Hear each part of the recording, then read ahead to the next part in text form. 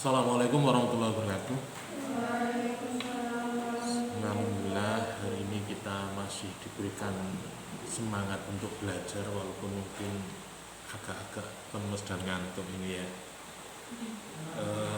Mendekati mau liburan biasanya juga ada kemalasan. Nanti lebih banyak konsentrasinya ke liburan sehari ya. Sehingga kita nggak begitu fokus. Tapi ya apapun yang terjadi kita tetap harus berproses, terus belajar karena ini adalah kewajiban kita untuk hari ini dan selanjutnya. Baiklah, di mata kuliah proses legislasi di pertemuan yang ketiga atau di materi yang kedua, di minggu kemarin kita membahas tentang konsep dasar legislasi. Jadi apa sih dasar atau hakikatnya dari legislasi itu?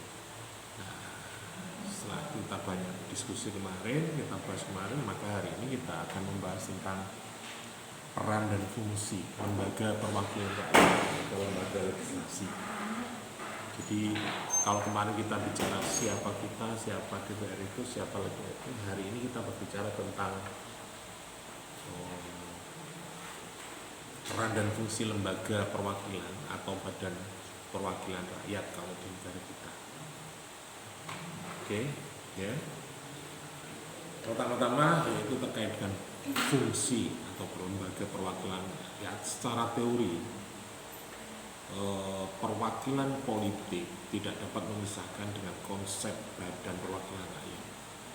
Jadi dibangun oleh para wakil rakyat dan fungsinya adalah merealisasi kekuasaan rakyat dalam penyelenggaraan pemerintahan.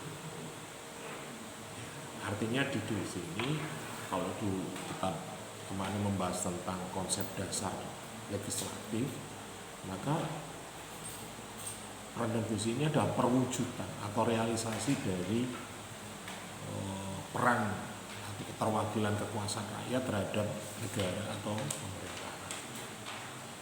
Jadi kita sebagai rakyat mungkin secara individu ya rakyat, tetapi secara konstitusi kita tidak bisa berbicara tentang atas nama rakyat.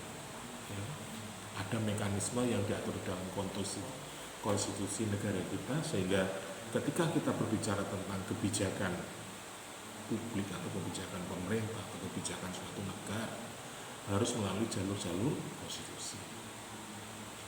Kalaupun Anda punya hak untuk menyuarakan boleh, tetapi harus melalui pintu-pintu aspirasi melalui wakil-wakil rakyat yang kita sepakati melalui proses pemilu.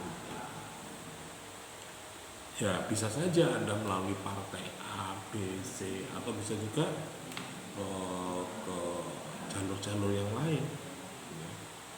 Bisa juga melalui aspirasi jalur akademisi bisa, kelompok kepentingan tertentu bisa, tetapi untuk mempengaruhi kebijakan itu harus melalui jalur lembaga perwakilan rakyat. Ya, jadi peran utama kita di dalam legislasi ini ya realisasi dari kekuasaan rakyat itu di dalam penyelenggaraan pemerintahan di negara kita yang kita sepakati. Ini yang menjadi dasar pemikiran awal. Kemudian ada dua peran utama ya, sebagai Dewan Perwakilan Rakyat. Yang pertama adalah sebagai badan legislatif atau merupakan lembaga pembuat undang-undang. Tadi saya sampaikan untuk membuat sebuah kebijakan kita secara konstitusi harus melalui jalur perwakilan. Salah satu dari peran dari perwakilan ini adalah membuat undang-undang bersama pemerintah, pembahasannya kemudian ditetapkan, disahkan oleh pemerintah, dan itu akan dijalankan dalam konsep penyelenggaraan pemerintah. Hari ini yang lagi rame itu adalah di awal akhir pertengahan puasa ini ya terkait dengan revisi undang-undang TNI Polri ya. Ada sekelompok masyarakat yang tidak sepakat dengan perubahan-perubahan yang ada. Karena di awal reformasi, cita-cita reformasi adalah memisahkan kekuasaan TNI dan Polri. Ada istilah dwi fungsi ABRI, ada ada istilah di tunggal. Dulu di masa-masa Orde Baru itu tunggal di tunggal. Jadi TNI Polri itu jadi satu. Ya. Sehingga polisi gawani rek ono tentara. Ya. Dan perannya di politik juga sangat besar. Di Orde Baru itu fraksi TNI Polri itu ada, nggak ikut pemilu tetapi dia masuk di dalam lembaga perwakilan rakyat, atau istilahnya adalah dulu itu adalah fraksi ABRI. Saya dekan kita awal-awal Pak Mul itu dulu adalah mantan anggota fraksi ABRI Dewan Perwakilan Rakyat Daerah Kabupaten Mojokerto. Karena dulu dia adalah seorang tentara militer dari TNI Angkatan Darat. Nah, kemudian di era reformasi ini kan dicabut, dipisahkan antara TNI dan Polri. Kenapa ini? Contoh ini contoh kasus ya yang hari ini lagi ramai dalam pembahasan keterkaitan dengan undang-undang pembuatan undang-undang atau revisi undang-undang itu. Kalau kita melihat pengalaman sejarah dari Orde Baru memang sangat menyakitkan. Artinya TNI itu sebagai alat kekuasaan bagi penguasa, bukan fungsi utama TNI adalah sebagai pertahanan. Walaupun alibinya bisa juga untuk pertahanan dan kestabilan pemerintahan. Apakah kita bisa menyalahkan masa itu? Bisa juga kita, ya nggak benar. Mungkin situasi pada saat itu dalam kondisi yang tidak stabil. Maka yang harus bisa menstabilkan adalah dengan kekuatan fisik, kekuatan senjata oleh TNI. Sehingga peran TNI diperkuat. Ketika kekuatan sipil sudah stabil, TNI seharusnya kembali lagi kepada peran fungsi utamanya sebagai pertahanan. Begitu juga dengan Polri. Dalam kondisi yang tidak stabil kan boleh menggunakan kekuasaannya untuk, sama halnya konstitusi kita mengatur bahwa negara ini misalnya kolab, banyak terjadi ketidakkepercayaan masyarakat terhadap pemerintah, negara ini dianggap darurat sipil. Siapa yang ngambil alih? Panglima TNI. Jadi misalnya Presiden Prabowo itu gak ngatasi orang wis kowe kekarep, maka Panglima TNI yang mengambil kekuasaan negaranya. Itu undang-undang, itu konstitusi kita mengatur itu memang. Dan secara umum di beberapa negara memang seperti itu, Kak. Di Vietnam itu kan pernah terjadi. Jadi pemerintahan sipil itu kolab, nggak stabil. Akhirnya TNI atau tentara yang mengambil alih kekuasaan. Jadi di bawah komando. Nah, ini sebagai contoh gambaran umum ketika ada barangkali diskusi dengan teman-teman terkait dengan perubahan undang-undang konstitusi, undang-undang revisi TNI dan Polri. Nah, karena apa ini diundang? Mungkin presiden yang hari ini adalah anggota TNI, walaupun sudah pensiun tapi dia adalah pimpinan TNI. Ya kita banyak belajar terhadap beberapa rezim, beberapa orde, sehingga perubahan undang-undang revisi undang-undang TNI dan Polri ini perlu ditinjau kembali. Karena apa? Hari ini bisa dikatakan yo stabil Pak, tetapi masih nggak mungkin dari mahasiswa ada mengatakan Indonesia gelap loh. Padahal segini kira beda sih, beda situasi nggak stabilnya seperti apa. Nah, nggak stabilnya karena apa? Kemudian dilihat model-model kepemimpinan itu juga, kalau kita belajar dari Orde Baru, stabilitas itu bisa sukses karena di backup oleh TNI Polri.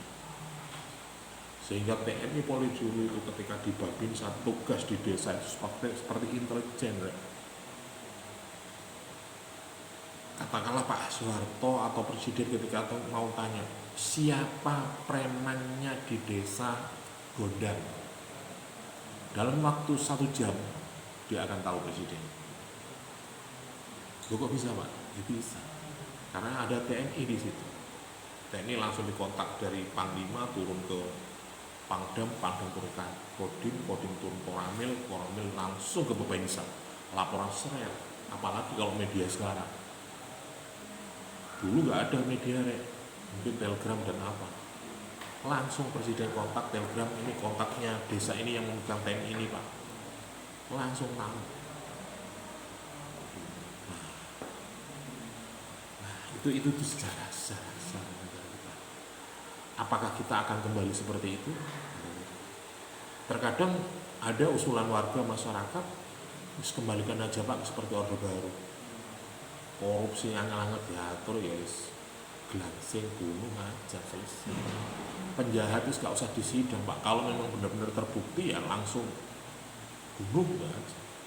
Tapi negara yang melakukan. Seperti dulu ada gelangsingan Petrus itu. Jadi kalau memang dia terbukti sebagai penjahat dan membahayakan masyarakat, TNI langsung sikap kan. Jadi kalau misalnya ada diunsur langsung sikap karena mereka terlatih untuk itu gitu. Ada sebagian kemarin diusulkan, sebagai masyarakat menyepakati itu, terus kembalikan aja seperti dulu, apa-apa Pak. Kalau ini tidak dikendalikan oleh TNI, saya ini misalnya kalau kenapa sih sampai muncul di masyarakat hari ini misalnya, Anda pernah baca media sosial atau tidak terkait dengan lebih baik lapor ke Damkar ya, daripada lapor ke alasannya apa? Birokrasinya terlalu bulat, apalagi ada administrasi dan bayar Damkar gadek kain cocok. Di mana posisi langsung datang. Ya memang fakta 1 bulan kemarin di kampung saya ada hewan liar, monyet liar yang masuk ke perkampungan warga, dan itu meresahkan warga juga. Akhirnya ya panggil Damkar. Hujan-hujan habis maghrib datang walaupun nggak berhasil tugasnya. Ada sebagian warga yang jangan, ada yang boleh. Tapi akhirnya ya polsek juga siang-siang karena satu sektor ya wilayah, sehingga ya cepat juga. Akhirnya ya ditembak oleh anggota polsek sana. Ya inilah terjadi dinamika kehidupan bangsa kita. Sehingga dalam perwakilan ini sangat penting, aspirasi masyarakat ini juga penting. Kawan-kawan dari teman LSM Kontras bisa juga punya trauma politik penculikan, kekerasan. Bagi mereka-mereka yang kritis, langsung diculik itu contoh-contoh perbuatan. Peran yang kedua adalah sebagai badan perwakilan rakyat atau representative assembly. Artinya di sini adalah mereka menghubungkan antar konstituen dengan Partai Nasional. Artinya apa? Perwakilan mereka itu adalah sebagai jembatan. Itu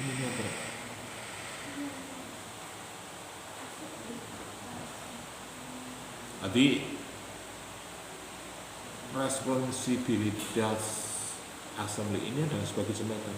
Misalnya ada masyarakat, kalau masyarakat ada fenomena yang tadi misalnya, lebih baik lapor ke Damkar daripada ke polisi, lebih baik lapor ke Korem daripada ke kejaksaan. Ini di Kabupaten Mojokerto terjadi. Jadi kemarin ada kasus kolusi yang nangani itu Kodim. Ada beberapa waktu yang lalu di pemerintah Kabupaten Mojokerto menangkap oknum jual beli jabatan.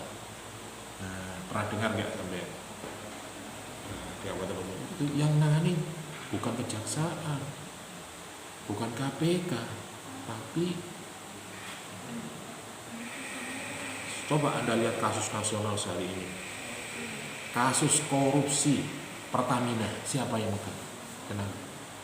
Jagung kan? Kok bukan KPK Pak?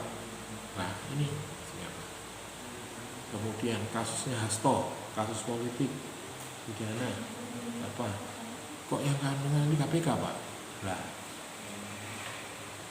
walaupun mereka memang profesinya sebagai legislatif, sebagai yudikatif, penegak hukum, salah satunya juga penegakan tentang KKN, korupsi kolusi, tetapi kita mungkin masyarakat dibuat bertanya-tanya, loh katanya kasus yang sekian yang ngurusi KPK, artinya bisa juga KPK sekarang atas ya, atau bisa juga banyak dulu di periode-periode yang sebelumnya KPK itu dianggap lembaga inferior, superior yang bisa mengalahkan kepolisian, kejaksaan, BPK dan sebagainya. Hari ini kembali lagi. Nah, untuk menyampaikan aspirasi atau keluhan atau perkembangan dinamika masyarakat itu bisa diatur, bisa ditetapkan di dalam sebuah kebijakan pemerintah, sehingga peran dan fungsi penyelenggaraan pemerintah negara pusat maupun pemerintah pusat daerah itu bisa jalan baik. Harus ada payung hukumnya, harus ada undang-undangnya. Nah, undang-undang siapa yang buat? Pemerintah bersama Dewan Perwakilan Rakyat. Nah, yang kita bahas di sini adalah perwakilan rakyat, yang mana aspirasi masyarakat itu disampaikan. Kalau Anda hari ini misalnya di wilayah kota atau di wilayah kabupaten ada reses, ini reses tahap 1, para anggota dewan kembali kepada konstituen untuk mendengarkan aspirasi masyarakat, sehingga nantinya bisa dirangkum, bisa dimasukkan dalam proses persidangan yang dilakukan di tingkatan lembaga perwakilan yang ada. Kalau di perwakilan provinsi berarti itu dibahas di tingkat provinsi, di tingkat kabupaten, di tingkat kabupaten, pemerintah pusat, pemerintah pusat.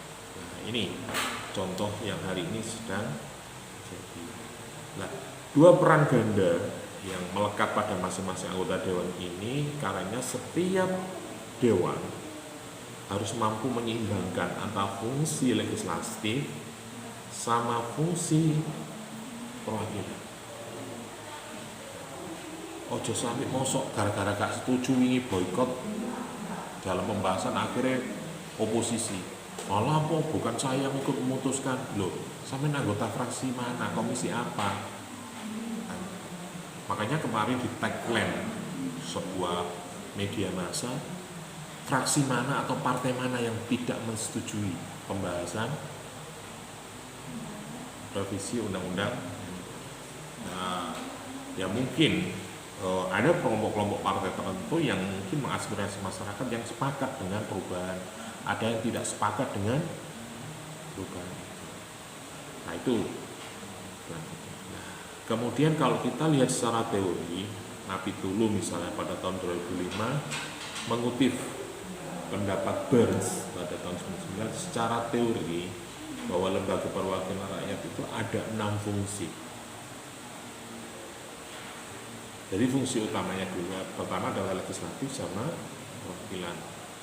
Tapi secara ngomong peran menurut Napitulu dan Burns itu ada 6. Yang pertama adalah representatif. Jadi anggota DPR itu ada representatif. Kalau misalnya contoh di pemilu kemarin ternyata yang menang adalah partai nasionalis, hampir 50% misalnya, maka representasi masyarakat Indonesia bisa dikatakan masyarakatnya nasionalis. Nah, tapi enggak ya Pak, kemarin itu enggak ada yang pemenang dominan, enggak ada yang sampai 50%, yang ada itu dibagi rata, 15%, 20%, paling maksimal 25%. Jadi tidak bisa menjadikan representasi masyarakat secara dominan. Kena wong genderone iku warnane abang, ijo, kuning. Oh, iki wong ijo. Iya, ini merah, nggak bisa. Karena nggak ada yang tetapi bisa dikatakan representasi ya kita memang negara pelangi, masyarakatnya sangat dinamis. Jadi tidak bisa mengatasnamakan Indonesia nasionalis atau Indonesia bisa dikatakan negara yang religius misalnya, nggak bisa. Atau bisa nasionalis religius. Kemudian peran yang kedua adalah law making, pembuat undang-undang pasti. Ada consensus building, ini termasuk dari perwakilan tadi, yaitu membangun sebuah konsensus, penyelesaian. Konsensusnya apa? Jadi kalau muncul di masyarakat perdebatan, di masyarakat, iki opo sing negara iki rek, dikonang tidak jelas ini. Maka DPR harus berperan di situ. Misalnya, Anda melihat bahwa korupsi ini sangat ugal-ugalan, bahkan di atas ugal-ugalan, sampai 1.000 triliun, bayangin orang. Itu kan hampir 40% APBN dikorupsi. Ya apa itu? Duit masyarakat yang seharusnya itu dibuat untuk kepentingan masyarakat diambil oleh sekelompok orang. Nah, masyarakat piye? Nah, kasus sebesar ini DPR boleh membentuk sebuah tim panja atau tim tim khusus untuk ikut menegakkan, ikut menyerap aspirasi masyarakat biar bagaimana sikap pemerintah, sikap negara terhadap koruptor ini. Bayangkan 1.000 triliun, hampir 40% APBN misalnya. APBN kita kan sekitar 3-4 ribu triliun aja. Nah, misalnya 1.000 triliun loh, bayangin.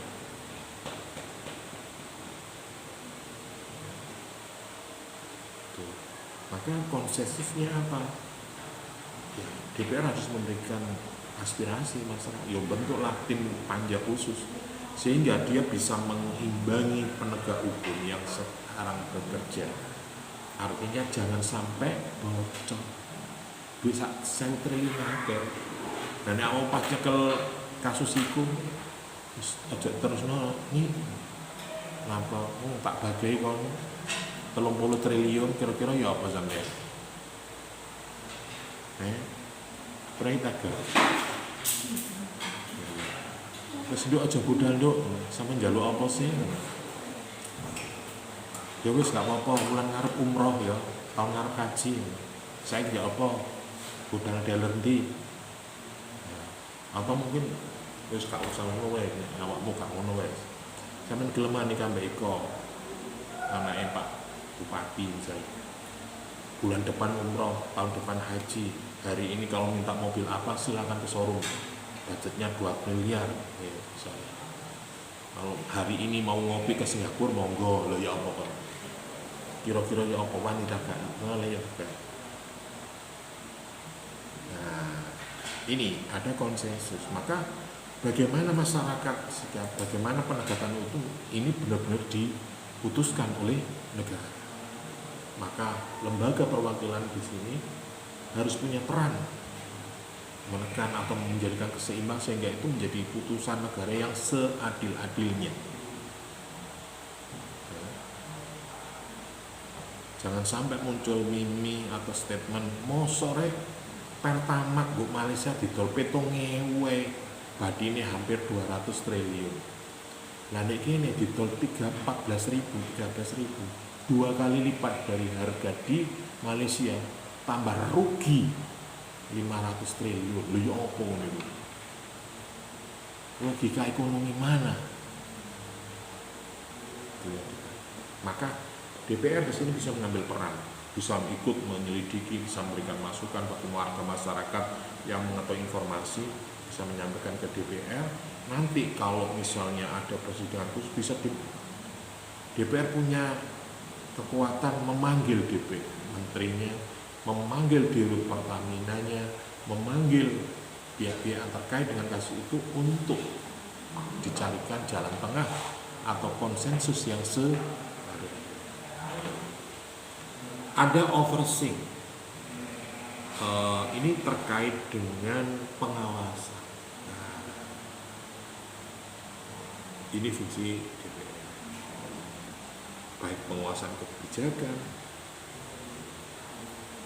pengawasan penggunaan anggaran, pengawasan terkait dengan kewenangan pemerintah itu bisa dilakukan oleh lembaga. Ada juga peran yang kelima, yaitu peran sebagai policy klarifikasi kebijakan. Misalnya apa? Contoh terkait dengan IKN, masyarakat, para politisi kabeh nyalano Jokowi. Lho rek, iku ngono gak karepe Jokowi. DPR juga ikut menyetujui ketika itu mau dilaksanakan. Mengapa harus disetujui? Loh, ini butuhkan menggunakan anggaran APBN yang tidak sedikit. Katakanlah anggaran untuk IKN itu hampir 500 triliun. Loh, masa 500 triliun duit Jokowi? Ya gak mungkin. Walaupun mungkin ada lagi, wah enggak, Jokowi mau bisa Jokowi dengan investornya. Tidak bisa, karena ini kepentingan negara, harus dibiayai oleh negara. Walaupun mungkin ada mitra, ada apapun, itu adalah upaya pemerintah untuk efektivitas penggunaan anggaran negara. Ojo sampai negara anggaran APBN itu tersedot untuk IKN saja. Nah, ini DPR juga bisa mengklarifikasi. Biasanya sing oposisi atau partai atau kelompok atau fraksi pendukung pemerintah biasanya memberikan klarifikasi. Contoh kemarin terkait dengan harga kasus tabung LPG, ya. Sing klarifikasi siapa? Wakil ketua DPR, yang dari kok DPR sing klarifikasi, gak bukan pemerintah. Nah, ya boleh-boleh saja. Kemudian fungsi yang terakhir adalah memberikan legitimasi. Jadi DPR itu memberikan dukungan, memberikan legalitas. Contohnya tadi yang sampaikan bahwa IKN itu bukan kemauannya Jokowi, tapi kemauan pemerintah atau negara Indonesia. Nah, orang yang berpikir awam, presidennya Jokowi kok ya Jokowi juga seperti itu rek. Negara itu ya ono aturane kan ono. Anda dari masyarakat juga bisa. Saya ini rakyat bisa punya hak. Iya, tapi kalau menyowo contoh sampai elek sampai gopel ya tidak bisa mengaruh. Misalnya sampai depemu wong limo nang gini DPRD kono. Ya mungkin hanya oke, masukannya saya terima. Tapi Anda sampai pokoknya aku nek diputus aku mau mulai Pak, aku turu kok kene, Pak. Gak mangan lah ya wis, bah mate oke lah ya wis. Kan dulu ada kan yang demo sampai turu lembaga kantor DPRD sampai tutup mulut apa jenenge, mulutnya didongdomi gue. Nah, mogok makan. Ada kan dulu.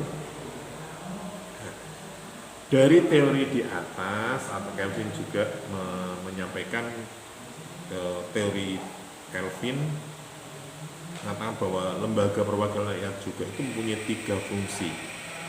Ya, kalau dari Burns ini ada 6, kalau menurut Kelvin Marquez ini ada 3, yaitu fungsi legislasi, representasi, dan administrasi overhead pengawasan. Jadi pembuatan undang-undang, perwakilan, dan pengawasan. Ini menurut Kelvin. Sedangkan menurut Theodore Lowy atau Benjamin Ginsberg bahwa fungsi legislatif itu ada berbagai, adalah representasi agen representasi atau perwakilan politik, wadah atau kendaraan untuk ada direct patron atau perlindungan langsung.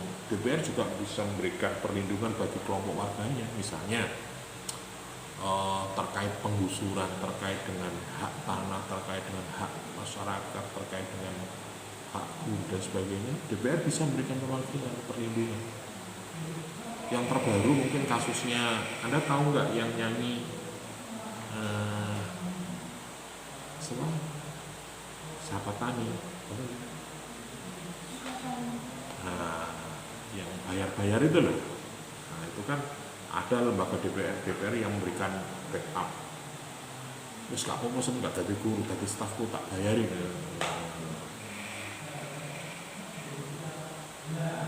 Ada statuta atau the making pembuatan undang-undang, ada overhead pengawasan, ini hampir sama dengan Burns. Ada debate atau dialog argumentasi. Artinya di peran fungsi lembaga bisa mendengarkan aspirasi. Ada hearing. Nanti sampean misalnya kalau jadi LSM, jadi ormas, jadi ormek atau nek demo cok moro-moro anggere demo nanging kirim surat, Pak, saya mau minta klarifikasi terkait dengan kebijakan Bupati Perbu tentang ini. Satu pengen dipertemukan dengan Bupati. Ojo langsung ada. Bisa saja surat muka ajukan ke Bupati, ke DPR dan sebagainya. Atau bisa langsung ke DPR. Minta pada komisi yang terkait. DPR bisa memanggil Bupati, hearing duduk bersama antar kelompok masyarakat, pemerintah dan lembaga administrasi duduk bersama mengklarifikasi kebijakan tentang. Saya dulu pernah terkait dengan tunjangan guru Madin. Nah, itu pernah dulu saya bulan kosong ini kira. Dawemu akhirnya apa? Saya masuk ke komisi D, panggil kepala dinas terkait, kita duduk bersama minta penjelasan. Benar nggak? Ada nggak tunjangan pada guru TPQ dan Madin? Ada. Berapa nominalnya? Siapa saja yang dikasih? Realisasinya sampai kapan? Besarannya kapan? Karena apa? Ada masukan, ada informasi dari guru-guru TPQ yang menerima tidak banyak. Menerima 500 dipotong 100 loh. Kalau jangan dilihat 100 ribunya. Nah itu kalau misalnya ada 6.000 guru TPQ kali 100.000 ketemu berapa? Belum lagi anggaran APBD-nya berapa dulu yang untuk TPQ. Nah waktu itu saya menemukan bahwa APBD Kabupaten Mojokerto ketika itu dana untuk tunjangan guru TPQ dan Madin itu sekitar 11 miliar.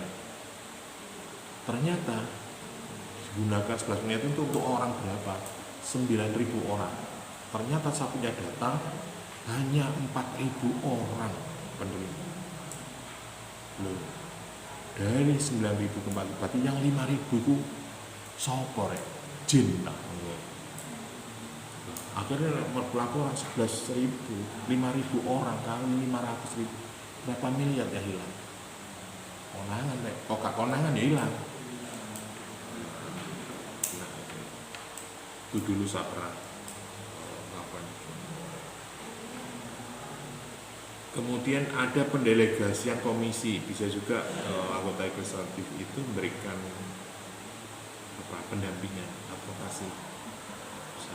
Misalnya, contoh cilik-cilikan misalnya, sampean mau berobat, ternyata sampean nggak punya BPJS, keluarga sampean belum ngurus atau belum ikut BPJS, kondisi ekonomi sedang nggak baik-baik saja. Kondisi sedang sakit, ke rumah sakit, terus si opo mau dijarong di oma, dijar rumah sakit, darwati. Ya akhirnya kalau punya anggota bisa didampingi. Oke, ya opo solusinya? Panggil dinas sosial, panggil direktur. Pak ini solusinya gimana? Oh bisa Pak, BPJS, tapi biasanya aktif Sabtu Minggu Pak. Tapi kan bisa diproses, bisa ditangani. Ini kasus nyawa, kasus negara harus hadir. Nah, DPR bisa mendampingi, menyebabkan, atau bisa juga ya kadang ya tiga main-main mbak Rare. Misalnya sampai ngurus KTP robot ngono ya, katanya ngurus KTP bisa online, nah, ini nyata nggak bisa online. Akhirnya zaman nelpon Mas Samen atau Pak Ali Samen anggota dewan, Pak D, saya sekarang di Dukcapil, apa sampean? Iki lo aku ngurus KTP kok jaring ini, langsung DPR turun. Nah, ini juga bisa juga. Kemudian ada juga lembaga legislatif itu punya hak veto. Artinya bisa mengkat, bisa memberikan rekomendasi. kepada pemerintah untuk menghentikan atau apa. Misalnya, Anda pernah ada yang rumahnya kota? Nggak ada ya? Nah, ini tantangan Pak Rektor dulu. Bahwa di kota itu ada namanya perwali yang menerangkan bahwa uang kebersihan tiap kakak, tiap rumah dikenakan 6.000, bayar 6.000. Nah, perwali ini sudah dikedok, siap dilaksanakan, tetapi banyak penolakan bagi masyarakat. Terus ya apakah perda ini harus tetap dijalankan? Padahal masyarakat menolak. Tapi setiap rumah itu ditarik 6.000. Ya sajane ya kakek, cuma ya jenenge masyarakat. Nah, masyarakat kota berapa rumah? Itu kan bisa. Akhirnya menolak. Akhirnya nggak jadi. Maka apa saran DPR? Ya harus dicabut, harus direvisi, kan gitu. DPR punya hak. Tolong ini jangan dilaksanakan dulu, Pak Bupati, Pak Wali, karena banyak masyarakat yang kalau di pemerintah pusat ingat nggak adik-adik ketika undang-undang PKPU pemilu awal-awal zamannya SBY, DPR memutuskan bahwa perwakilan kepala daerah dilaksanakan secara tertutup atau representasi perwakilan DPR yang milih. Akhirnya masyarakat menang, loh lah ngono kenaan DPR kan. Sing oleh bom-boman mek DPR tok, aku ngaplo kan ngono. Akhirnya kan menolak masyarakat demo. Akhirnya pemerintah mengambil sikap, oke, undang-undang ini kita cancel, kita ganti dengan Perpu. Di konstitusi kita mengatur tentang perubahan undang-undang itu dengan Perpu. Nah, kalau kasusnya di Kabupaten Mojokerto seperti ini bisa juga ada peraturan perundang-undangan peralihan atau perubahan tentang pelaksanaan perwali itu. Oke lah diganti wes. Gak sido narik kemewahan. Terus diambilkan dari mana? Nah, terserah. Oke, sampai di sini barangkali ada yang ditanyakan.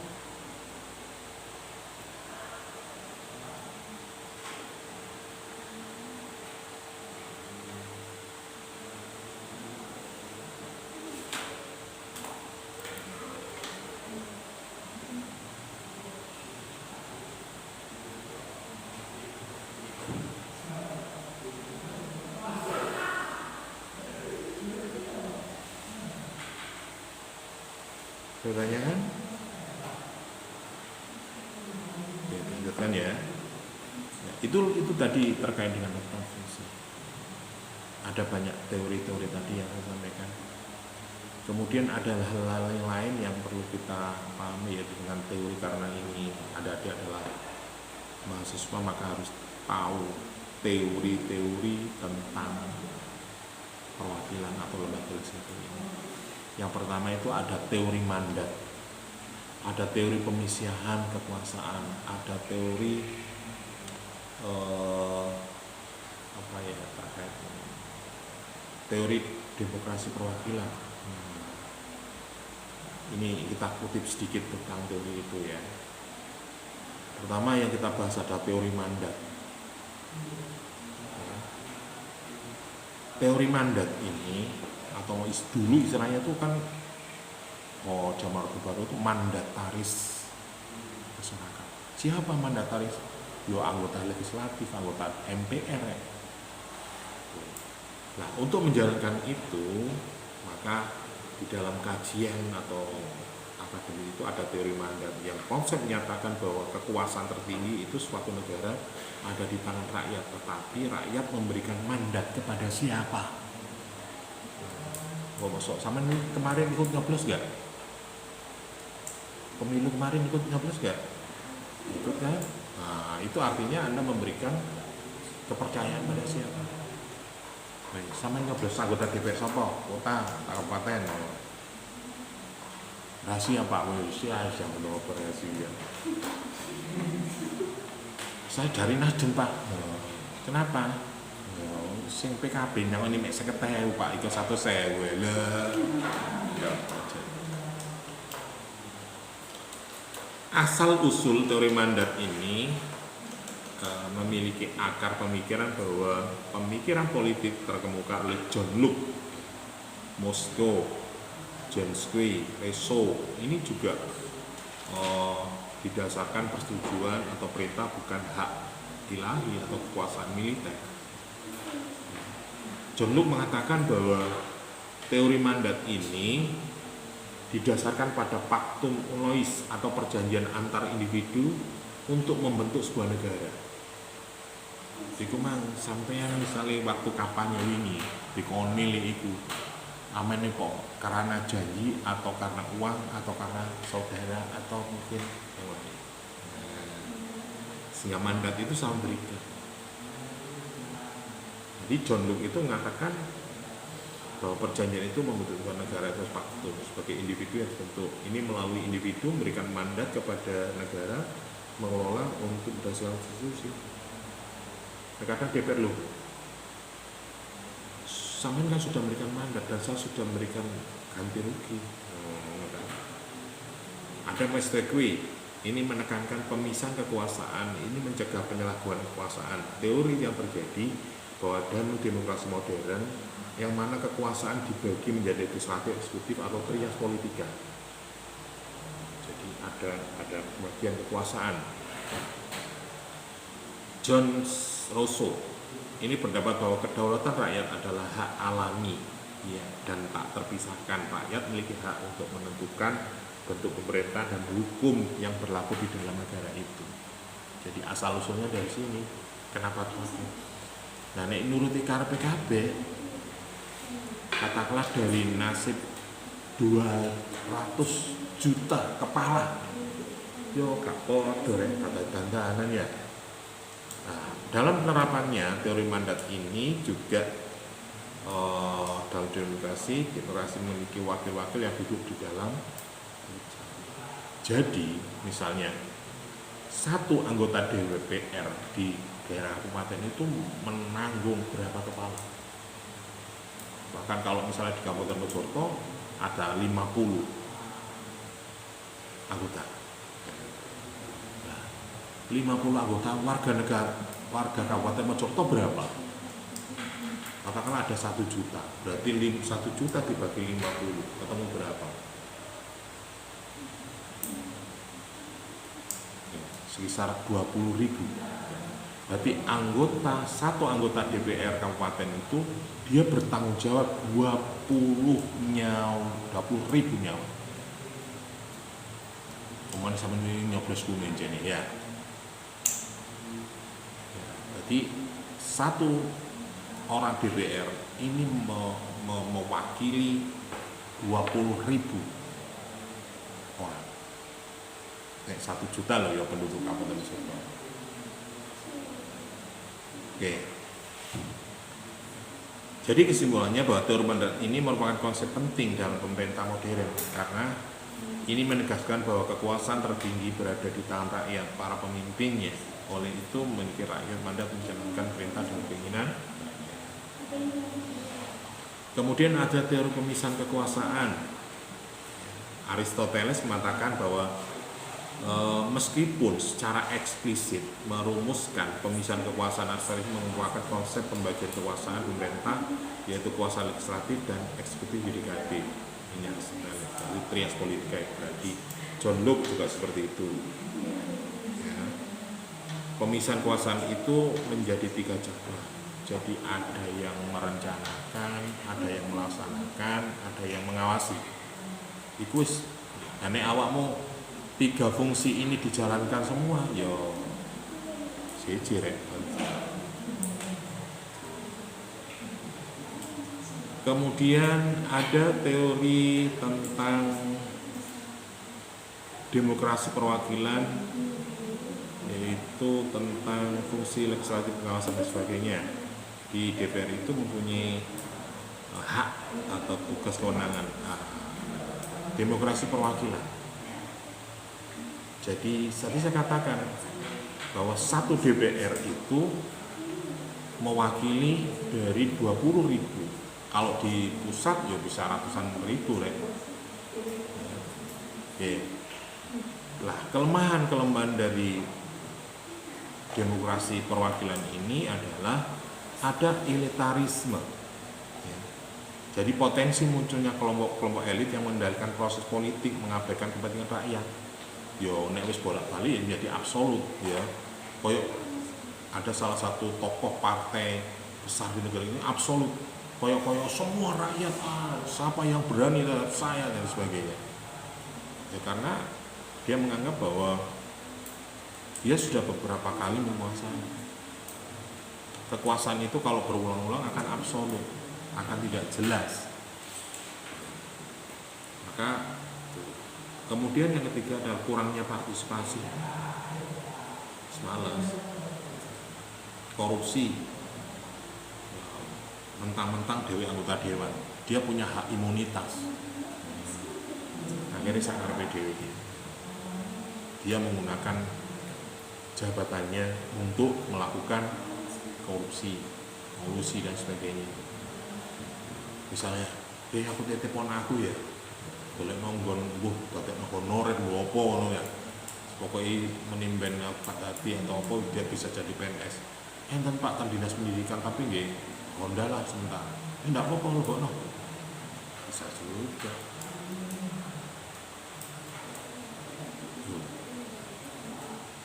Nah, ini kelemahan-kelemahan dari sistem perwakilan. Kemudian dalam sistem politik, contohnya negara-negara yang menerapkan demokrasi perwakilan itu adalah Indonesia, Amerika, Jerman, itu semua menggunakan demokrasi perwakilan. Ya penduduknya akeh, tak mungkin. Oke, sampai di sini